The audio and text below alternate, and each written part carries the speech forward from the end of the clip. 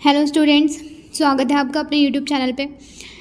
इस चैनल पे हम यूपीएससी से रिलेटेड कंटेंट को स्टडी करते हैं और उसे इजी से इजी लैंग्वेज में समझने की कोशिश करते हैं। आज हम क्लास 9th की इकोनॉमिक्स का 3rd चैप्टर पढ़ने वाले हैं, जो बात करता है पावर्टी के बारे में, गरीबी के बारे में। ठीक है, ओवरव्यू अगर इस पूरे चैप्टर में क्या पढ़ने वाले हैं तो मैं बता देती हूँ पावर्टी क्या होती है। ठीक है, पावर्टी क्यों होती है, उसके कारण कॉजेज़ क्या क्या है, ठीक है, क्या फैक्टर्स रिस्पॉन्सिबल होते हैं पावर्टी के, और फिर हम इसके मेजर्स भी देखेंगे कि इंडिया की पावर्टी क्या है। ठीक है, उसकी सिचुएशन क्या है, पूरे वर्ल्ड में कंट्रीज़ की क्या कौन सी कंट्रीज़ पावर्टी लाइन में है। ठीक है, फिर इंडिया के कौन से स्टेट्स हैं जहाँ पे ज़्यादा पावर्टी है। फिर हम देखेंगे कि गवर्नमेंट क्या मेजर्स ले रही है इस पावर्टी से डील करने के लिए, क्या पॉलिसीज़ लेके आ रही है। ठीक है, क्या प्रोग्राम्स इम्प्लीमेंट कर रही है गवर्नमेंट ताकि हम इस पावर्टी को कम से कम कर सकें। यही इस पूरे पैराग्राफ में बताया गया है। ठीक है, स्टार्ट करते हैं। इंट्रोडक्शन यहाँ से हो रहा है कि पहली बात तो आप अपने आसपास देखो, ठीक है, कि आपके आसपास कौन कौन लोग रह रहे हैं और उनमें से कौन कौन आपको लगता है कि वो पुअर है, ठीक है, कि वो गरीब है। यहाँ पे मेनली बताया जा रहा है कि जो लोग लैंडलेस होते हैं, जिनके पास में खुद का लैंड नहीं होता, ज़मीन नहीं होता है, या वो लेबर का काम करते हैं, ठीक है, जो डेली वेज वर्कर्स होते हैं, जो झुग्गीज़ में रहते हैं, ठीक है, जो चाइल्ड वर्कर्स होते हैं, मेनली वो क्या होते हैं, गरीब होते हैं, पावर्टी में आते हैं, पावर्टी लाइन में आते हैं, इस तरीके के कह सकते हैं, जो बेगार्स होते हैं, भिखारी वगैरह। तो इन सब को हम कहते हैं कि हाँ ये लोग क्या है, गरीब हैं, ये लोग पुअर हैं। अब हम बात करते हैं कि इंडिया की क्या सिचुएशन है। इंडिया में हर 5वां पर्सन जो होगा ना वो पुअर है। Every 5th person in India क्या है, वो गरीब है। रफली अगर बताया जाए तो 270 मिलियन जो लोग हैं, मतलब 27 करोड़ लोग इंडिया में पावर्टी लाइन में रह रहे हैं 11-12 के अकॉर्डिंग। 2011 का डेटा है ये, ठीक है, क्योंकि 2011 में डेटा ये सेंसस होल्ड हुआ था, उसके बाद तो अभी तक हुआ नहीं है, तो हमारे पास में 2011 का है। उसके अकॉर्डिंग ये बताया जा रहा है कि 27 करोड़ लोग इंडिया में क्या है, पावर्टी लाइन में रह रहे हैं, पावर्टी गरीबी में रह रहे हैं, और हर 5वां पर्सन क्या है, गरीब है। आगे बात करते हैं। देखो स्टोरी दी गई है ये, लेकिन अगर हमें कॉन्सेप्ट आसानी से समझ में आ जाता है तो फिर स्टोरी को रीड करने का कोई मतलब है नहीं। फालतू टाइम वेस्ट करने से बचना चाहिए तुम्हें।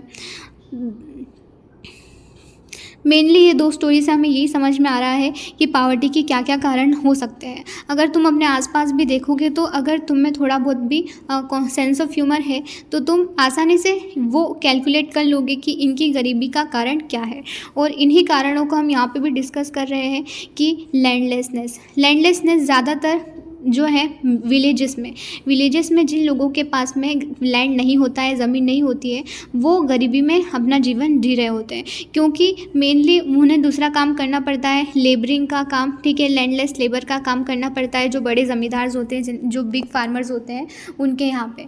इस वजह से ज़्यादातर विलेजेस में इस लैंडलेसनेस की वजह से क्या होती है, गरीबी होती है। अब अनएम्प्लॉयमेंट भी एक कारण होता है गरीबी का। अनएम्प्लॉयमेंट मतलब कि बेरोजगार, इंसान के पास में जो है जॉब नहीं है, ठीक है, तो जॉब नहीं है तो फिर वो वर्क कहाँ करेगा, कैसे करेगा, और वर्क नहीं करेगा तो फिर उसके पास में पैसा कहाँ से आएगा, और पैसा नहीं होगा तो क्या होगी, गरीबी होगी। तो यही अनएम्प्लॉयमेंट भी क्या होता है, इसका कारण है।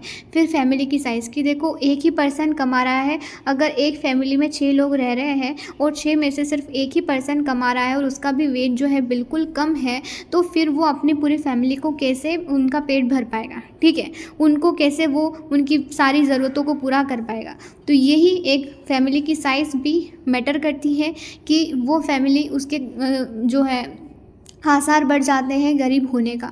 फिर इलिटरेसी, ठीक है, अगर उसने जो है इलिटरेट है, एजुकेटेड नहीं है, पढ़ाई नहीं की है अच्छे से, तो फिर जॉब मिलने का, ठीक है, बड़ी जॉब मिलने का जो है उसके पास में अपॉर्चुनिटी ख़त्म हो जाती है। उसे कोई जो है छोटा मोटा काम करना पड़ेगा। देखो कोई भी काम छोटा मोटा नहीं होता है, लेकिन if you are literate, educated होते हैं तो फिर आपको अच्छी सैलरी, ज़्यादा सैलरी मिलती है एज़ कंपेरिजन टू अदर लोग जो कुछ काम कर रहे होते हैं, दूसरे काम कर रहे होते हैं। तो यही अगर आपके पास में एजुकेशन नहीं है, ठीक है, आप पढ़े लिखे नहीं हैं, तो भी पावर्टी हो सकती है। दूसरा है पुअर हेल्थ। देखो अगर तुम्हारी हेल्थ अच्छी नहीं रहती है, अगर हेल्थ अच्छी नहीं रहती है तो फिर हाउ यू विल वर्क, तुम काम कैसे कर पाओगे, और काम नहीं कर पाओगे तो पैसा कहाँ से आएगा, और पैसा नहीं आएगा तो क्या होगी, पावर्टी होगी। तो यही कि हेल्थ अगर सही नहीं है तो भी वो क्या है, कारण है पावर्टी का, गरीबी का। चाइल्ड लेबर, जनरली तुमने देखा होगा कि जो लोग गरीब होते हैं, पुअर होते हैं, वो अपने बच्चों को ज़्यादा पढ़ाते नहीं हैं। वो चाहते हैं पढ़ाना, बट उनकी जो सिचुएशन है वो उन्हें अलाउ नहीं करती कि वो अपने बच्चों को स्कूल भेजें। तो इस वजह से वो अपने बच्चों से लेबर का काम करवाते हैं। तुमने देखा होगा कहीं कंस्ट्रक्शन साइट पे बहुत सारे बच्चे काम कर रहे होते हैं। तो ये चाइल्ड लेबर भी है जिसकी वजह से पावर्टी की वजह से चाइल्ड लेबर भी होता है। अब हेल्पलेसनेस क्रिएट होती है कि बेचारा जो इंसान है वो सब तरफ से जो है उसके साथ में कोई ऐसी सिचुएशन नहीं है, अगर उसके पास में एजुकेशन नहीं है, हेल्थ नहीं है, ठीक है, इलिटरेसी है, या फिर फैमिली बहुत बड़ी है, अनएम्प्लॉयमेंट है, गरीबी, तो ये सारे कारणों की वजह से वो बिल्कुल हेल्पलेस हो जाता है। ठीक है, इसकी वजह से हेल्पलेसनेस भी क्रिएट होती है कि वो पर्टिकुलर काम ही कर सकता है अगर एजुकेटेड नहीं है, या उसकी हेल्थ उसको अलाउ नहीं कर रही है।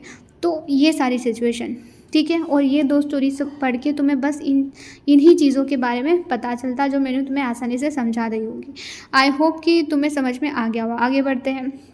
देखो जो पावर्टी का मतलब होता है कि हंगर, ठीक है, भूख, और लेक ऑफ शेल्टर। हम जनरली कहते हैं कि देखो इस पर्सन के पास में जो है वो क्या नहीं है, घर नहीं है, तो मतलब हम कह देते हैं कि ये गरीब है, या हम कह देते हैं कि बेचारा जो है मुश्किल से कमा पाता है, अपना गुजारा कर पाता है, ठीक है, तो हम कह देते हैं कि ये पुअर है, ये गरीब है, ठीक है।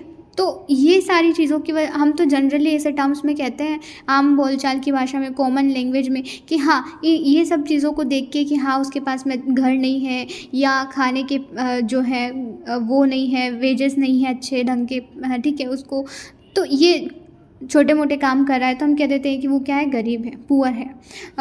जो जनरली लोग होते हैं पावर्टी में, वो अपने बच्चों को स्कूल नहीं भेज पाते हैं, उनके पास में क्लीन वाटर नहीं होता, सैनिटेशन फैसिलिटीज़ नहीं अवेलेबल हो पाती हैं, रेगुलर जॉब नहीं मिल पाती है, ठीक है। रेगुलर जॉब मतलब कि देखो एजुकेशन नहीं होगा तो फिर कोई ऐसे काम करने पड़ेंगे जिनमें कोई रेगुलरिटी नहीं है। आपको अपने जो है टेंशन हमेशा रहेगा इस चीज़ का कि मुझे कब कोई जॉब मिलेगी, परमानेंट मिलेगी, ये जॉब चली जाएगी तो फिर मैं दूसरा कौन सा काम काम करूँगा। तो यही सारी चीज़ें, इन सारी चीज़ों का टेंशन जो है वो लगा रहता है जब आपके पास में एजुकेशन नहीं होती है। यही चीज़ यहाँ पे बताई जाती है कि जब इंसान पावर्टी में होता है तो उसके पास में रेगुलर जॉब नहीं होती है, ठीक है। फिर one of the biggest challenge हमारे इंडिपेंडेंट इंडिया का यही था कि हम यहाँ के लोगों को गरीबी से कैसे बाहर निकालें। देखो ये अंग्रेज़ों ने है ना पूरी तरीके से इंडिया को जो है वो पूरे इसके रिसोर्स तो वो छीन के ले ही गए थे। हमने पूरी हिस्ट्री में पढ़ चुके हैं 6, 7, 8 की कि ब्रिटिशर्स ने हमारे ऊपर बहुत अत्याचार किया है। हमारे रिसोर्सेस को वो लेके गए, हमारे यहाँ से लेबर भी लेके गए, सब कुछ भी तो नहीं छोड़ा उन्होंने, ठीक है। और अच्छी खासी कंडीशन थी उसको बद से बदतर बना दिया। जब हम इंडिपेंडेंट हुए तो हमारा मेन चैलेंज यही था कि हम कैसे इस देश के लोगों को इस गरीबी से बाहर निकालें। और महात्मा गांधी भी हमेशा इंसिस्ट करते थे कि इंडिया तभी इंडिपेंडेंट हो सकता है पूरी तरीके से जब इसके जो सबसे गरीब लोग हैं वो इस पावर्टी, इस गरीबी से जो है वो बाहर निकल जाएंगे। सोशल साइंटिस्ट इसको किस तरीके से देखते हैं, जैसे अभी हमने देखा जनरल कॉमन भाषा में कि कोई किसी के पास में अगर घर नहीं है, लैंड नहीं है, ठीक है, वेज नहीं है, खाना नहीं है, फूड नहीं है, बेसिक फैसिलिटी नहीं है, हम कह देते हैं कि ये गरीब है। बट इकोनॉमी की भाषा में इसे कैसे कहते हैं, देखो इसमें बात होती है इनकम लेवल की। इकोनॉमी में बात होती है इनकम लेवल की, कंजप्शन लेवल की। इनकम लेवल मतलब वो कितना कमाता है, ठीक है। एक पर्टिकुलर जो है क्राइटेरिया सेट कर दिया। देखो ये स्केल है 1 से लेकर 10 तक की। मैंने मान लो कोई एक क्राइटेरिया सेट कर दिया कि इतना अगर उसके पास में कोई इनकम लेवल होगा तो मैं बोल दूँगी कि वो क्या है, अच्छा इनकम लेवल है, तो पावर्टी लाइन में नहीं आता है।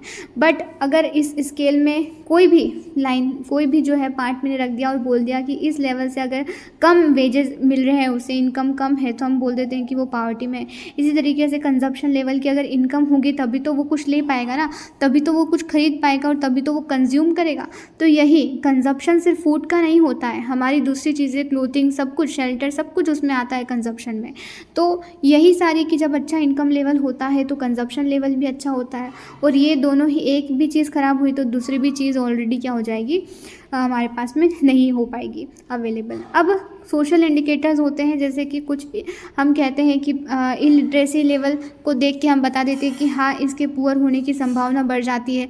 अगर वेल एजुकेटेड नहीं है वो, तो हम कह देते हैं कि इसके गरीब होने की संभावना क्या है, बढ़ गई है, क्योंकि एम्प्लॉयमेंट की नहीं मिलेगा उसे। फिर बाद में यहाँ पे lack of general resistance due to malnutrition, कि अगर जो है माल न्यूट्रिशन का मतलब होता है कि अच्छा खासा न्यूट्रिशन उसे प्रोवाइड नहीं किया गया तो उसकी हेल्थ जो है वो सही नहीं रहेगी, ठीक है, तो वो कैसे काम कर पाएगा पूरे कंसंट्रेशन के साथ में।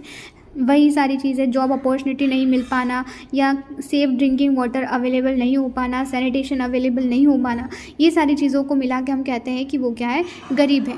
मेनली देखो, एक ही चीज़ बार बार दोहराई जा रही है, एक बार में समझ जाओ तो बहुत ही ईजी है। सोशल एक्सक्लूशन क्या होता है? देखो, किसी भी पर्सन को गरीबी की वजह से उस सोसाइटी के लोग जो होते हैं ना, उससे भेदभाव करने लगते हैं। वो धीरे धीरे, कोई भी पर्सन हो, उसके पास में जैसे जैसे पैसों की कमी आती है, या फिर वो देखा जाता है सोसाइटी के द्वारा कि वो एक स्टैंडर्ड मेंटेन नहीं कर पा रहा है, तो लोग उससे दूर डिस्टेंस मेंटेन करना स्टार्ट कर देते हैं। ये सोशल एक्सक्लूशन जो है वो गरीबी की वजह से भी हो सकता है, और सोसाइटी की वजह से पावर्टी आ सकती है। मतलब ये दोनों एक दूसरे के ऊपर इंटरडिपेंडेंट है। सोशल एक्सक्लूशन का मतलब क्या होता है ना, कि सोसाइटी हमसे दूरी बनाने लग जाए, ठीक है, सोसाइटी हमसे दूरी बनाने लग जाए, इसकी वजह से पावर्टी भी हो सकती है, और पावर्टी है इस वजह से भी सोसाइटी हमसे दूरी बनाना स्टार्ट कर सकती है। देखो कैसे, मान लो एक सोसाइटी है और वहाँ पे माना जाता है कि कुछ ग्रुप के लोगों के साथ में डिस्क्रिमिनेशन होता है, भेदभाव होता है। वहाँ की सोसाइटी उन्हें, कुछ लोगों को अलाउ नहीं करती है कि वो हमारे जैसा स्टैंडर्ड रखें, ठीक है, उन्हें नीचे लोअर कास्ट का समझा जाता है, या फिर कहा जाता है कि वो ये काम नहीं कर सकते हैं जो हम कर सकते हैं, ठीक है। तो उन्हें पर्टिकुलर बहुत सालों से जो है उनके साथ में ऐसा ही व्यवहार हो रहा है। तो अब इनकी संभावना बढ़ जाती है कि ये लोग क्या होंगे, गरीब होंगे। ऑब्वियसली कि सोसाइटी इनके साथ में भेदभाव कर रही है, इन्हें वो काम नहीं करने दिया जा रहा है, बल्कि इन्हें फोर्स किया जा रहा है एक पर्टिकुलर काम करने के लिए। तो फिर इनके साथ में मेन प्रॉब्लम ये होगी कि ये पावर्टी में जाएंगे, और फिर बाद में गवर्नमेंट ट्राई करेगी पॉलिसी वगैरह, बाद की बात है। लेकिन ये सोशल एक्सक्लूशन ही तो हो रहा है, उनके साथ में भेदभाव ही तो हो रहा है, फिर इनको क्या मिलेगी, पावर्टी।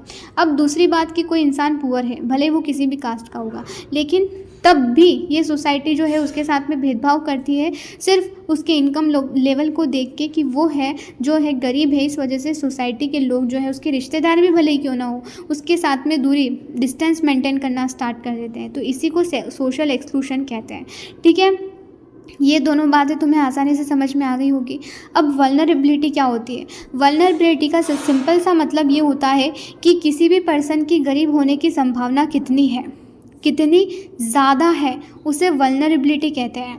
देखो कि वो इंसान इस पर्टिकुलर साल में, इस पर्टिकुलर दिन में, या इस पर्टिकुलर अगर कास्ट से बिलोंग करता है तो उसके गरीब होने की संभावना क्या है, बढ़ जाती है। हमारे यहाँ पे जनरली SC ST के बारे में ये बात होती है, ट्राइबल लोगों के बारे में ये बात होती है कि जो लोग पर्टिकुलर इन कास्ट से बिलोंग करते हैं उनकी गरीब होने की संभावना क्या हो जाती है, बढ़ जाती है। क्योंकि ओवरऑल बहुत लंबे समय से, बहुत ही पुराने समय से इन लोगों के साथ में सिचुएशन सही नहीं थी, इस वजह से आज इनकी सिचुएशन सही नहीं है। गवर्नमेंट रिजर्वेशन लेके आई, दैट वाज द रीज़न कि हम इनके स्टेटस को बराबर इक्वल लेके आए, ठीक है। जो लोगों, देखो एक लेवल था हमारे पास में कि मान लो मेरे पास में एक लेवल है मेरी सोसाइटी का कि हाँ, पर्टिकुलर इतना स्टैंडर्ड तो लोगों का होना चाहिए, बेसिक फैसिलिटी सब कुछ मिला के इतने लेवल पे तो लोग होने चाहिए। लेकिन अब पर्टिकुलर ग्रुप की बात करती हूँ, SC ST, ठीक है, कोई भी ग्रुप है जो जिसके साथ में बहुत ही सालों से ऐसा व्यवहार हो रहा है कि उसकी सिचुएशन यहाँ पे है,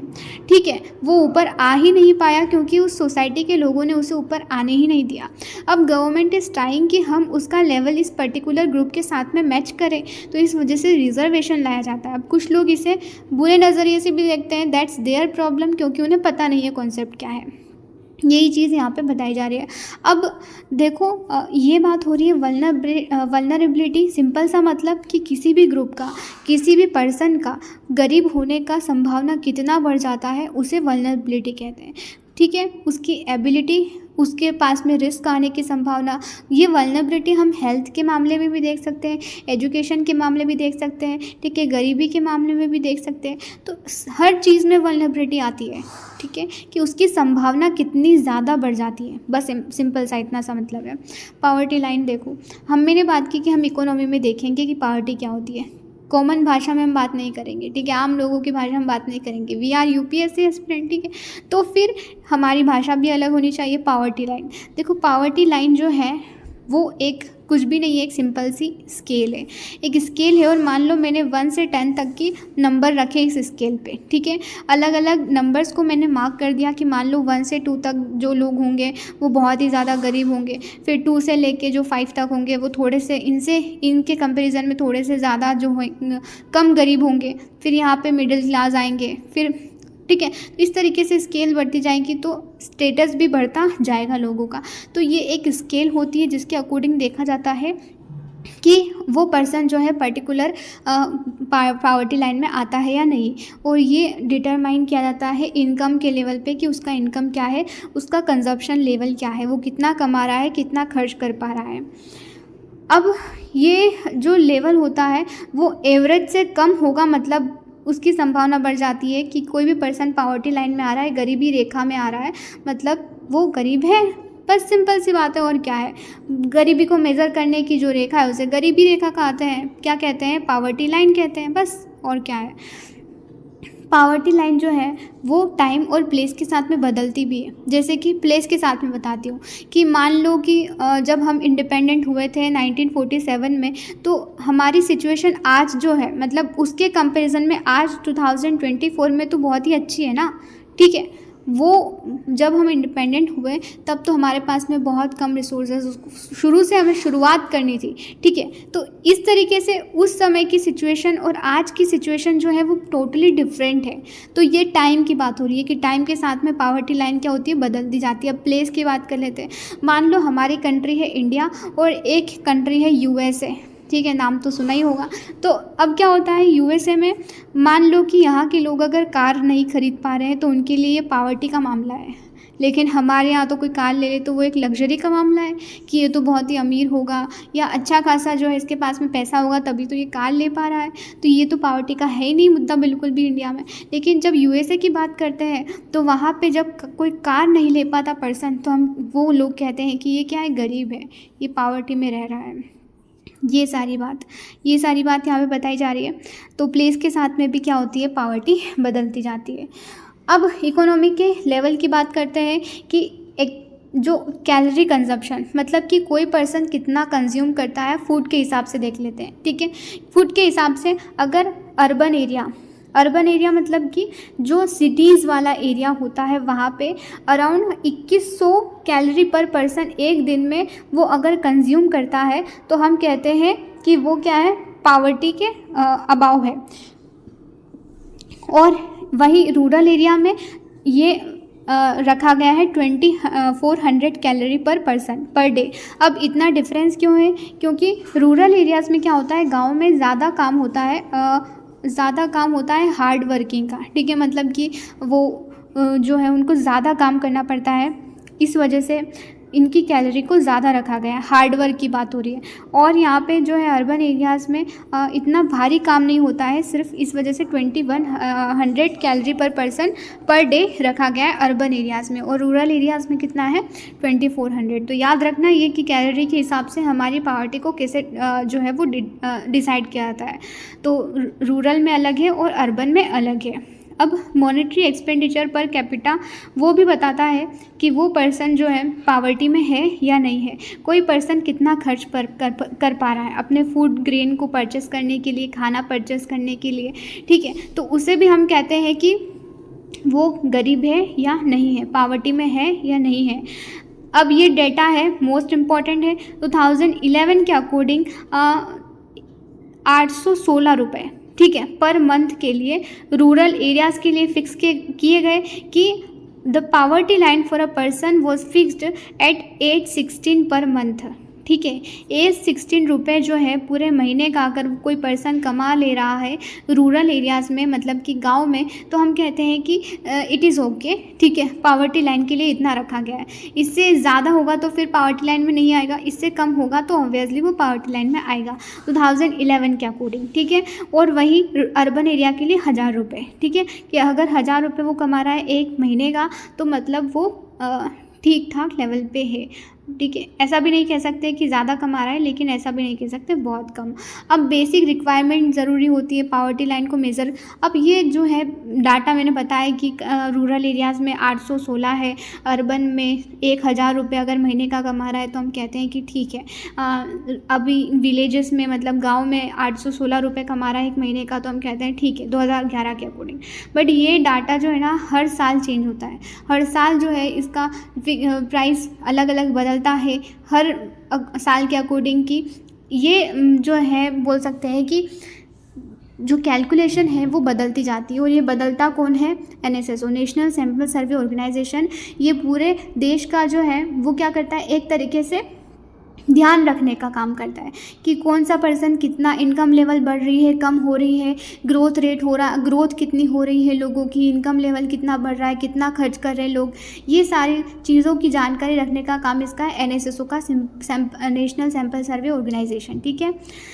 अब वर्ल्ड बैंक के अकॉर्डिंग जो है एक यूनिफॉर्म स्टैंडर्ड रखा गया है पावर्टी लाइन का कि कितना है वो मिनिमम इतना तो होना ही चाहिए। अगर इससे कम है किसी भी कंट्री का तो उसे हम कहते हैं कि वो क्या है, गरीब कंट्री है, ठीक है, वो कंट्री पुअर है। तो ये कितना है, $1.90 पर पर्सन पर डे। तो अगर इतना पैसा वो कमा ले रहा है 2011 के अकॉर्डिंग तो वो इससे कम तो नहीं होना चाहिए, ठीक है। इससे ज़्यादा चलेगा लेकिन इससे कम रहेगा तो वो ऑब्वियसली किस में आएगा, पावर्टी लाइन में। चलो अब देखो कि पावर्टी का रेशियो जो है वो डिक्लाइन तो हुआ है। हमारी सिचुएशन अगर 93 से 94 की बात करें तो 45% थी, ठीक है। फिर 2004 से 5 में वो 37% हो गई, फिर 2011 में तो वो सिर्फ 22% हो गई। अब मतलब ऐसे ही ये ट्रेंड चलता रहा, ठीक है, पावर्टी ऐसे ही नीचे आती रही, गरीबी नीचे आती रही, तो ऑब्वियसली आने वाले सालों में जो है India will not be poor, ठीक है, गरीब नहीं रहेगा हमारा देश। यही सारी चीज़ें यहाँ पे बताई जा रही है। अब ये जो है डाटा इम्पॉर्टेंट है कि 93 में रूरल में और अर्बन एरिया में कितनी पावर्टी थी, परसेंटेज कितना था, और उसमें नंबर ऑफ़ पुअर्स भी बताए गए हैं, देख लेना, ठीक है। ओवर द जैसे साल बढ़े हैं तो हमारी पावर्टी गरीबी कम ही हुई है, वैसे बड़ी नहीं है, ये अच्छी बात है। देखो विच सबसे ज़्यादा वल्नरेबल ग्रुप, सबसे ज़्यादा वल्नरेबल मतलब कि उसकी संभावना किसी ग्रुप की कि वो गरीब रहने वाला है या उसकी संभावना बढ़ी हुई है कि वो गरीब है या गरीब क्यों है, वो भी हमारे पास में कारण है। लेकिन वल्नरेबल ग्रुप है हमारे इंडिया में वो है SC ST, ठीक है, शेड्यूल कास्ट शेड्यूल ट्राइब वाले जो लोग हैं उनकी वल्नरेबिलिटी ज़्यादा है टू रिमेनिंग पुअर। आगे बढ़ते हैं। Although average person below poverty line for all group in India वो 22 है, 43 है, और 100 people belonging to schedule caste schedule tribe are not able to meet the basic needs.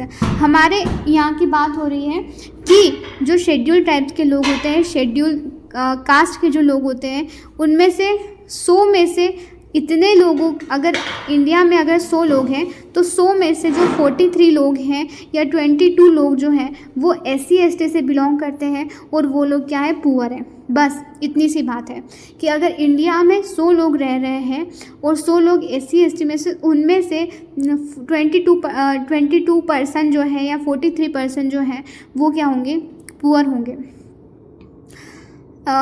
ये भी यहाँ पे ग्राफ दिया गया है कि शेड्यूल ट्राइब का ग्राफ बहुत ही ज़्यादा है पावर्टी को लेके। उसके बाद में शेड्यूल कास्ट का है, फिर एवरेज इंडियन लेबर्स का है, कैजुअल लेबर्स का है। तो ये सारा इम्पॉर्टेंट ग्राफ है। और क्या बात हो रही है कि शेड्यूल कास्ट और रूरल एग्रीकल्चरल लेबरर्स और अर्बन कैजुअल लेबरर्स होते हैं have seen a decline in poverty, कि इनकी गरीबी में जो है वो डिक्लाइन तो हुआ है, ठीक है। लेकिन हम एक आइडल जो है अभी भी उस चीज़ को नहीं कह सकते कि पूरी तरीके से गरीबी ख़त्म हो गई है। डिक्लाइन तो ऑब्वियसली हुआ है, हम तो देख ही रहे हैं कि जब से हम इंडिपेंडेंट हुए तब से बहुत ही डिक्लाइन हुआ है कि हम कहाँ पे थे और फिर हमारी पावर्टी लाइन बहुत ही कम हुई है, गरीबी कम हुई है। लेकिन फिर भी एक आइडल जो पॉइंट है उस पर पहुँचना बाकी है, ठीक है। अब इनइक्वलिटी होती है लोगों की इनकम में, वो तो हमें पता है कि एक पर्सन की इनकम में और दूसरे पर्सन की इनकम में बहुत बड़ा डिफरेंस होता है। लेकिन कभी आपने सोचा है कि हमारी फैमिली के अंदर भी ये इनकम लेवल का डिफरेंस होता है? यहाँ बात हो रही है मैन और वुमेन के बीच में, ठीक है। कि मैन की बात करें अगर जनरली फैमिलीज़ में तो उनकी सिचुएशन अच्छी होती है इनकम को लेके, बल्कि विमेन जो होती हैं या फिर गर्ल्स जो होती हैं उनकी सिचुएशन अच्छी नहीं होती है। यही चीज़ यहाँ पे बताई जा रही है। अब और क्या है कि proportion of people is not the same in every state. अब इंडिया में हम कंट्री की तो देख ही चुके हैं कि यूएस में अगर कार खरीदना जो है वो नहीं खरीद पा रहा है तो हम कहते हैं कि पुअर है। इंडिया में कार खरीद ले रहा है तो हम कहते हैं कि वो लग्जरी लाइफ जी रहा है। बट अब इंडिया में ही स्टेट्स में डिफरेंस है। स्टेट्स हमारे पास में 28 स्टेट्स हैं और हर स्टेट का जो है सिचुएशन एक जैसी तो नहीं होगी कि सारे ही पुअर हैं या सारे ही अच्छे हैं, वेल्दी हैं। तो इसी तरीके से यहाँ पे बताया जा रहा है कि जो हेड काउंट रेशियो है 21% था 2011 में, ठीक है। जो हेड काउंट रेशियो है मध्य प्रदेश में, यूपी में, बिहार में, उड़ीसा में। देखो ये स्टेट जो है ना जिनका नाम लिया गया है यूपी, बिहार, उड़ीसा, असम, ये सबसे पुअरेस्ट स्टेट है हमारे इंडिया के, और जिसमें बिहार तो है पहले नंबर पे, ठीक है। यहाँ का पावर्टी रेशियो है 33%, ठीक है। 33% बिहार का है और उड़ीसा का है 32%। मतलब 1 पॉइंट का डिफरेंस है सिर्फ, और कुछ भी नहीं है। केरला में, महाराष्ट्र में, आंध्र प्रदेश, तमिलनाडु, गुजरात और वेस्ट बंगाल में, और जैसे पंजाब और हरियाणा में यहाँ पे पावर्टी में डिक्लाइन हुआ है, गरीबी जो है कम हुई है। और मेनली आंध्र प्रदेश और तमिलनाडु में पावर्टी की कमी जो है इस वजह से आई है क्योंकि वहाँ पर गवर्नमेंट ने जो है बहुत काम किया है, मतलब फूड ग्रेन्स को लेके, उसके डिस्ट्रीब्यूशन को लेके कि हर पर्सन के पास में हमें मिनिमम बेसिक फैसिलिटी प्रोवाइड करवानी है, वो हेल्थ हो, एजुकेशन हो, फूड हो। तो इस वजह से गवर्नमेंट ने बहुत काम किया है इसके ऊपर। इस वजह से इन स्टेट्स का बोल सकते हैं कि पावर्टी डिक्लाइन होने का कारण ये है। और क्या है, ग्लोबली अगर वर्ल्ड की बात करें तो वर्ल्ड बैंक ने एक डिफ़ाइन किया है कि अगर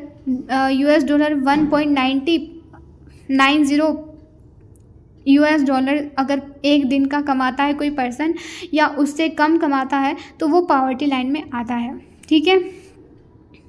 चाइना में देखो एक समय ऐसा था जब इंडिया और चाइना एक ही लाइन में खड़े थे, ठीक है। गरीबी को लेके एक ही सिचुएशन थी एक ही समय पे, बट चाइना इतना ग्रोथ कर गया कि उसकी पावर्टी जो है एक तरीके से डिक्लाइन ही हो गई पूरी तरीके से। 0.6% है अभी 2019 में, बल्कि 88% हुआ करती थी एक समय पे, ठीक है। 1981 में 88% और 88% से डायरेक्ट 0.6% पे आ गई।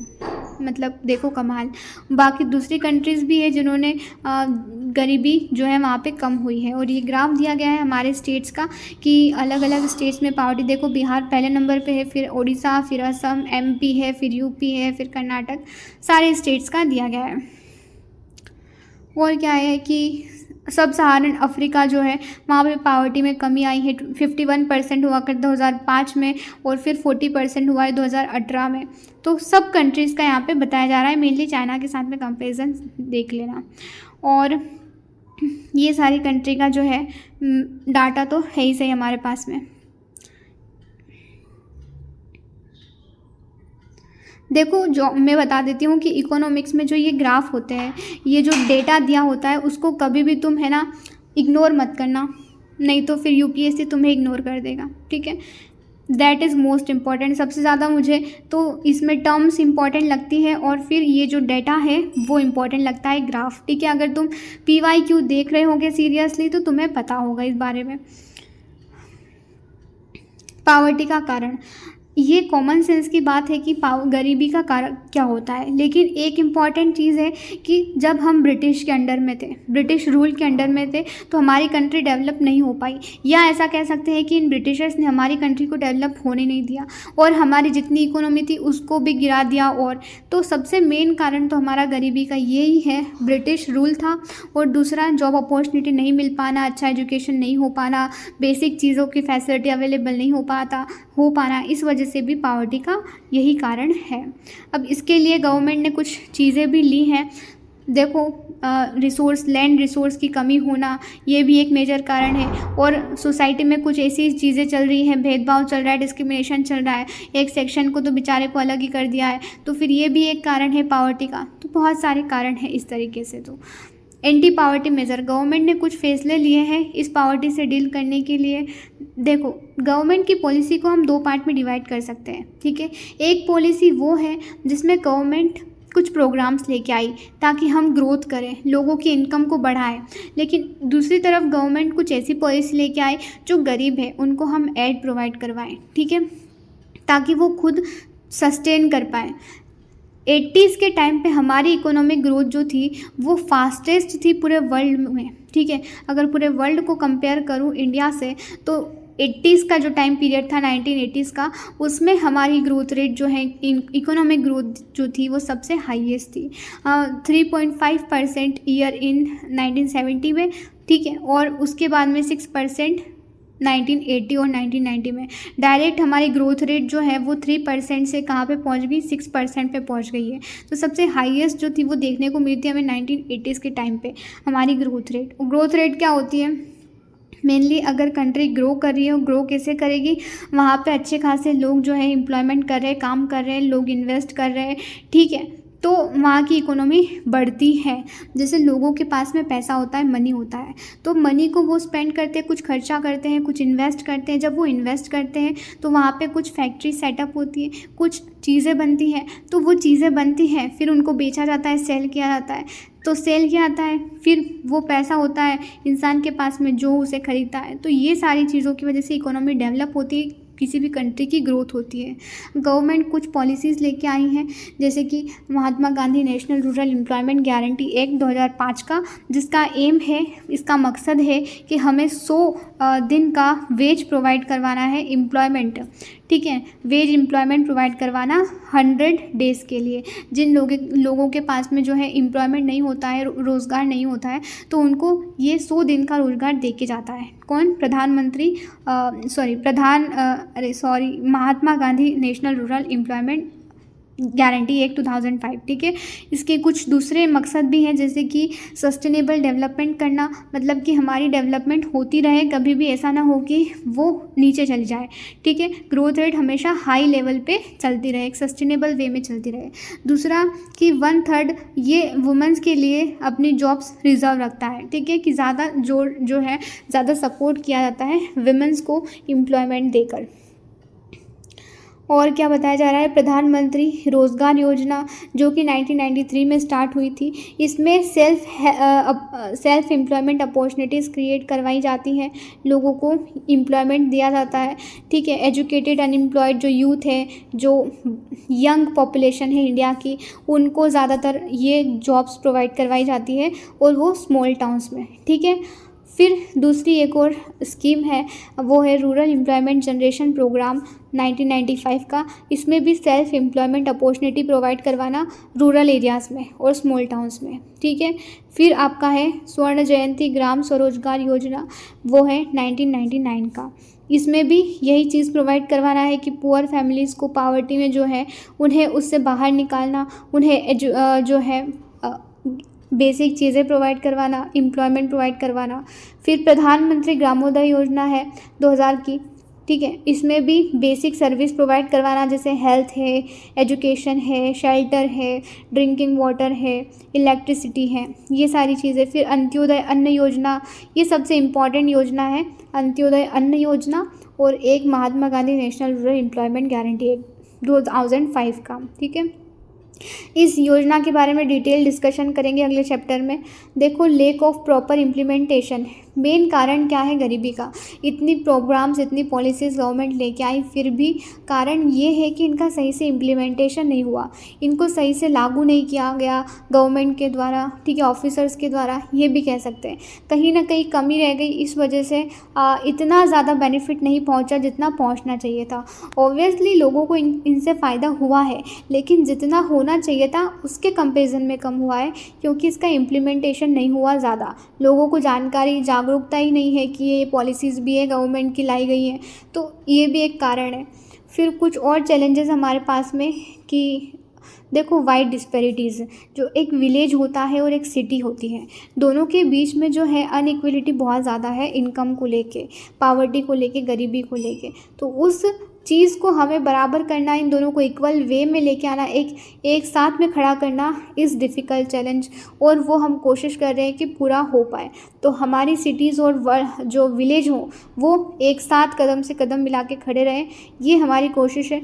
दूसरे कुछ सोशल ग्रुप्स और इकोनॉमिक ग्रुप्स हैं जिनको जो वल्नरेबल हैं, जिनकी संभावना, जैसे कि SC ST ग्रुप्स हैं, और कुछ ग्रुप्स है, इकोनॉमिक वीकर सेक्शन है, उनको बराबर लेके आना, इक्वल वे में उन्हें भी इनकम प्रोवाइड करवाना, एम्प्लॉयमेंट देना, ये हमारा मोटिव है आगे का। और limited part of poverty, what poverty really means, it minimum subsistence level of living. देखो, पावर्टी, गरीबी की ही बात की हमने इस पूरे चैप्टर में, बट बेसिक चीज़ अगर इसका कोर बोलूँ कि पावर्टी क्या होती है, कि सब लोगों को इतनी बेसिक चीज़ें प्रोवाइड करवाना, मिनिमम सब्सिस्टेंस लेवल, ठीक है, कि कम से कम कोई पर्सन के पास में जीने के लिए कुछ होना तो चाहिए, और वो कुछ चीज़ें हैं उसे ही मिनिमम सब्सिस्टेंस लेवल कहा जाता है।